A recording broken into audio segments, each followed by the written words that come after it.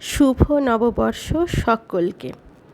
আজ শুভ পয়লা বৈশাখ, আর এই যে শুভ পয়লা বৈশাখের দুপুরের খাবার নিয়ে আমি আজ চলে এসেছি। বাঙালিদের দুপুরের খাবার মানেই থাকে একদম সাদা ভাত, আর যে কোনো অনুষ্ঠানে মিষ্টি না হলে তো চলেই না। তাই আজকে প্রথম পাতে থাকুক মিষ্টি, রসমালাই আছে প্রথম পাতে। এরপর একটা বাঙালিদেরই একদম নিজস্ব আইটেম, আম পোড়া শরবত। এই বৈশাখী গরমে ঠান্ডা ঠান্ডা আম পোড়া শরবত কিন্তু বেশ লাগে। আর আছে এখানে শশা দিলাম। এরপর দেব আলু ভাজা। পোস্ত ছড়িয়ে আলু ভাজাটা কিন্তু বাঙালিদের অতি পছন্দের আরেকটা আইটেম। হ্যাঁ, এই আলু ভাজা একটু গোল গোল করে একটু পোস্ত ছড়িয়ে গরম ভাতে জমে যায় কিন্তু। এরপর আমি দেব পটল ভাজা। এটিও ভীষণ পছন্দের খাবার। উপর থেকে একটু পোস্ত ছড়িয়ে দিলে কিন্তু বেশ লাগে, তাই না?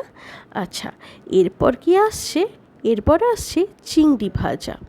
আমি একদম ছোট ছোট চিংড়িকে কয়েক টুকরো ভেজে দিয়েছি। এরপর কি আসবে বলো তো? এরপর আসবে মুগের ডাল। কাজু কিশমিশ দিয়ে এই থালিতে আছে মুগের ডাল। এরপর যেটা না হলেই নয়, সেটা হলো চিকেন রেজালা। হ্যাঁ, চিকেন রেজালাও অতি পছন্দের একটা আইটেম কিন্তু। চিকেন রেজালার পরে যে এই সুন্দর থালাটিতে আসছে, সে হলো আজকে সব থেকে প্রিয় পছন্দের, সবার পছন্দের মাংসের ঝোল।